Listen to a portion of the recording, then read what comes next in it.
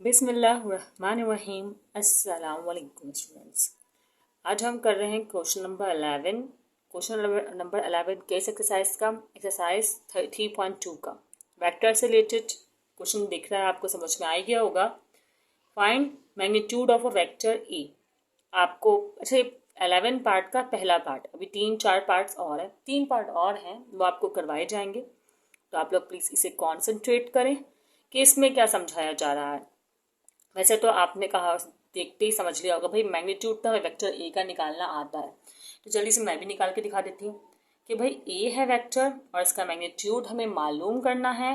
तो आपने क्या करना है, सिर्फ और सिर्फ वेक्टर की जो वैल्यूज़ हैं आपके पास, ये एमसीक्यूज़ में आ सकता है, वो पुट करनी है। 2 का स्क्वायर प्लस 3 का स्क्वायर प्लस 4 का स्क्वायर। ये हम बहुत बार कर चुके हैं, आप जानते हैं कि जो भी आई जे के की वैल्यूज़ दी होती हैं उनका स्क्वायर करते हैं। अच्छा यहाँ माइनस का आएगा क्योंकि यहाँ माइनस से खैर इससे कोई फ़र्क नहीं पड़ता, स्क्वायर से इसने कैंसिल ही होना होता है। तो आप देखें कर लें। 4 2 2 4, 3 3 9, 4 4 16 एंड देन इसका करें सम करने से क्या आएगा, सम करने से आएगा 29। अब स्क्वायर रूट जो 29 है, क्या उसका स्क्वायर रूट निकल सकता है? करके देख लें कैलकुलेटर में। वैसे नहीं होगा ऐसा क्योंकि एलसीएम ही नहीं हो पाता, ये तो प्राइम नंबर है। तो ये यहीं पर हो गया सॉल्व। तो क्वेश्चन नंबर 11 का पार्ट 1 तो 1 मिनट के अंदर हमने कर ही लिया। अब बाकी 3 पार्ट्स को भी देख लेते हैं, क्योंकि अगर आपने आगे एग्जाम्स देने हैं यूनिवर्सिटी एडमिशन टेस्ट के लिए, कैट्स के लिए डिफरेंट, तो आपको ये सारे बेसिक कॉन्सेप्ट पता होने चाहिए और हमने ये पीछे प्रीवियस वीडियोस में कर भी लिए हैं।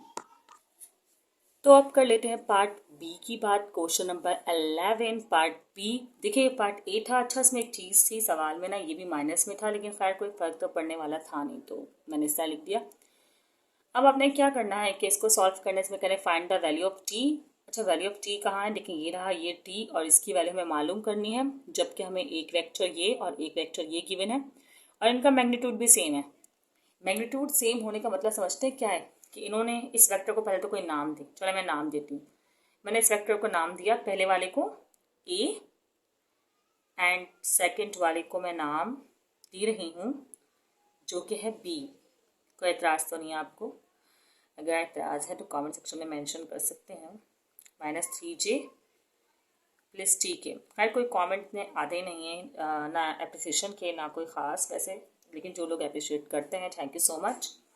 वेक्टर ए और वेक्टर बी ये दिया हुआ है और कहा गया है कि इन दोनों का मैग्नीट्यूड जो है वो सेम है। सेम का मतलब बराबर है, तो मैं इसको इस तरह लिख सकती हूँ। मैग्नीट्यूड का सिंबल ये होता है, अभी हमने निकाल के देखा है, वेक्टर ए का मैग्नीट्यूड बराबर है वेक्टर बी से और टी निकालना है।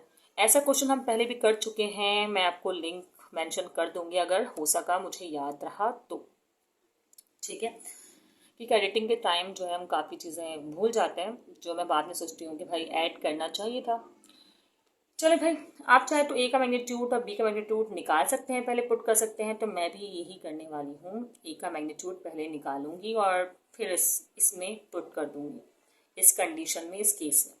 ए ये रहा, -3 का स्क्वायर प्लस 5 का स्क्वायर प्लस -6 का स्क्वायर। अच्छा बी का भी साथ साथ कर लेती हूँ मैं। ठीक है, अब बी का मैग्नीट्यूड भी ऐसे ही निकलेगा भाई, 2 है, 2 का स्क्वायर प्लस -3 का स्क्वायर प्लस एंड टी के का स्क्वायर भी।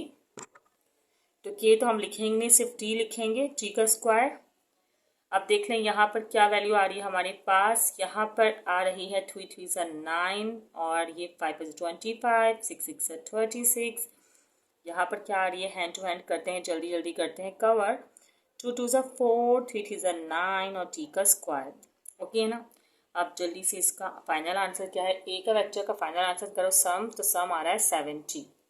ऐसा ही है, और 70 का भी कोई ख़ास स्क्वायर रूट वैल्यू नहीं आती है, इसका भी ऐसे ही रहने दें। और इसका आपको पता है कि होल सम तो नहीं हो पाएगा, लेकिन हाँ इसका हो जाएगा 4 + 9 जो कि है 16 नहीं 13 टी स्क्वायर। ठीक है, अब आपको पता है कि आप इसको आमने सामने रख सकते हैं, क्यों, जैसे कि हमें पता है कि भाई मैग्नीट्यूड जो है वो दोनों के बराबर हैं, तो हमने रख दिया इस तरह 70 वैल्यू, और यहाँ जो इसकी वैल्यू है वो है 13 + टी का स्क्वायर। आपको टी की अब आपको t की जो है वो वैल्यू मालूम करनी है, तो स्क्वायरिंग ऑन बोथ साइड करें, वर्डिंग में करिएगा मेंशन, सही है। और अब आपके पास 70 है यहाँ पर, और यहाँ पर 13 है, यहाँ प्लस t स्क्वायर है, ऐसा ही है। और देखिए प्लस का 13 इज इक्वल टू के इस साइड जब मूव करेगा तो हो जाएगा माइनस का 13 और टी स्क्वायर रिमेन सेम। तो माइनस करिए आप इसको, 17 से 13 को 57 आएगा, 57 और ये टी स्क्वायर। अच्छा, आपको जो वैल्यू निकालनी वो तो टी की वैल्यू थी, तो आपको इसका स्क्वायर रूट भी अप्लाई करना पड़ेगा ताकि जो है वो इसमें से स्क्वायर कैंसिल हो जाए। ये तो आप लोग करते हुए आ ही रहे हैं। 57 का कोई ख़ास स्क्वायर रूट आएगा नहीं, डेसिमल में आएगा तो आप इसको ऐसे ही छोड़ देंगे, प्लस माइनस लिख कर, कोई एतराज़ तो नहीं है। तो यहाँ पर हमने क्वेश्चन नंबर 11 का पार्ट बी भी कर लिया है। सॉरी, हम क्वेश्चन नंबर 12 कर रहे हैं स्टूडेंट्स। तो स्टूडेंट्स ये है पार्ट सी। इसमें कह रहे हैं कि find the vector whose magnitude is 5 time. एक वेक्टर है, उसका मैग्नीट्यूड जो है वो 5 टाइम है the length of vector A, मतलब इस वेक्टर से जो है 5 टाइम उसका मैग्नीट्यूड है। देखें, अगर मुझे इस वेक्टर से 5 टाइम किसी चीज़ का मैग्नीट्यूड या किसी दूसरे वेक्टर का मैग्नीट्यूड मालूम करना है तो मुझे इस वेक्टर का यूनिट वेक्टर पता होना चाहिए। अपोजिट डायरेक्शन का तो मैं बता चुकी हूँ लास्ट टाइम भी कि माइनस का साइन आ जाएगा, वो देख लेते हैं। मतलब एक्चुअली जो समझे केस बनेगा ना, अगर मुझे कोई वेक्टर मालूम करना है, ठीक है, जो कि 5 टाइम है, तो इसका मतलब ये है कि अपोजिट साइन होने की वजह से एक तो मुझे माइनस लगाना है और उस वेक्टर का यूनिट वेक्टर चाहिए होगा और मल्टीप्लाई करना है 5 से। मतलब वेक्टर ए अपोजिट है तो नेगेटिव, और मुझे ये वेक्टर मालूम करना है तो मुझे इस वेक्टर का यूनिट वेक्टर चाहिए। ये नहीं कि इसको 5 से डायरेक्टली मल्टीप्लाई कर दिया, नहीं। कभी भी ऐसा दिया हुआ हो और मैग्नीट्यूड दिया हुआ हो, तो ये मैग्नीट्यूड ना भी दिया हो तो आप मैग्नीट्यूड निकाल भी सकते हैं, सही है। मैग्नीट्यूड निकालेंगे बल्कि, तो नहीं निकाल सकते, सॉरी, आपको मैग्नीट्यूड दिया हुआ और इस तरह आपको 5 टाइम करना हो, मैग्नीट्यूड के कंपैरिजन में करना हो, सही है, तो आपको इसी तरह करना होगा कि पहले यूनिट वेक्टर मालूम करना होगा। तो ये पहले भी कर चुके हैं, वीडियोस जो है चैनल पर अपलोडेड हैं, प्लेलिस्ट पूरी मौजूद है, आप लोग वहाँ से इसे देख सकते हैं। फिलहाल तो मैं यूनिट वेक्टर मालूम कर लूँ। आपको ये पता होगा कि यूनिट वेक्टर मालूम करने के लिए ए वेक्टर को ऊपर और इसके मैग्नीट्यूड को डिनोमिनेटर में रखते हैं। अब ए वेक्टर हमारे पास क्या है, ये रहा 4i cap minus 5j cap plus 6k cap. Divide में मैग्नीट्यूड, तो मैग्नीट्यूड पहले मैं मालूम कर लेती हूँ। ए, इसी का मैग्नीट्यूड मालूम करना है, तो 4 का स्क्वायर प्लस माइनस 5 का स्क्वायर प्लस 6 का स्क्वायर, ठीक है। तो 4 का स्क्वायर 16, 5 का स्क्वायर 25 एंड 36। अब इसको आप कर लें सम, इन सब का सम आ रहा है 77, ठीक है। वो 77 आप कर दें यहाँ पर प्लेस। अब आपने क्या करना है, बस इनको सेपरेट करना है, जो कि आपको करना होता है वेक्टर्स को, एलसीएम स्प्लिटिंग भी कहते हैं इसको, ठीक है। 5 स्क्वायर रूट 77 प्लस 6, अच्छा जे लगाना भूल गई हूँ, स्क्वायर रूट 77 एंड के कैप। अब आपने जस्ट ये वेक्टर में पुट करना है इसको, चाहे तो एक बार लिख दें, कोई मसला नहीं है।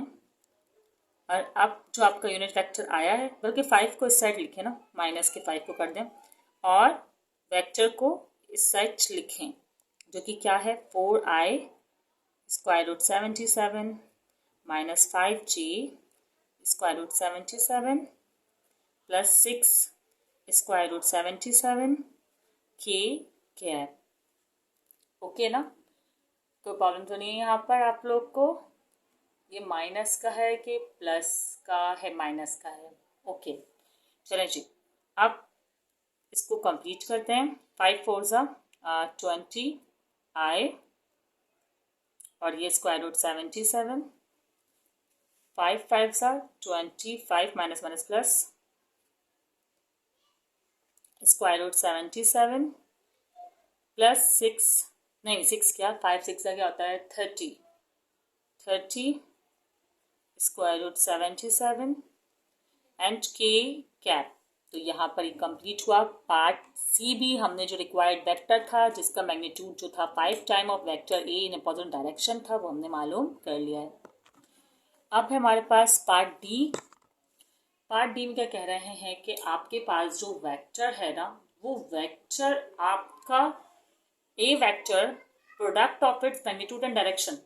एक तो डायरेक्शन के लिए तो आपको यूनिट वेक्टर मालूम करना ही पड़ेगा। मतलब कि जो वेक्टर आपके पास आएगा, जो भी वेक्टर है जिसका नाम आप कुछ भी रख दें, मैं यहाँ पर अभी बी रख देती हूँ, ठीक है, वो है product of its magnitude and direction. Direction के लिए आपको पता है कि यूनिट वेक्टर, ठीक है, इन दोनों का प्रोडक्ट करेंगे तो आंसर आ जाएगा। अब पहले मुझे क्या मालूम करना होगा, पहले मुझे मैग्नीट्यूड मालूम करना होगा, ठीक है, ए वेक्टर का जो कि ये रहा -2 का स्क्वायर प्लस 4 का स्क्वायर। वैसे साइन ना भी लगाना चलता है क्योंकि आंसर तो सेम आना है, ठीक है। ए का मैग्नीट्यूड मालूम करना होगा। 2 2 4, 4 4 16 एंड 6 6 36।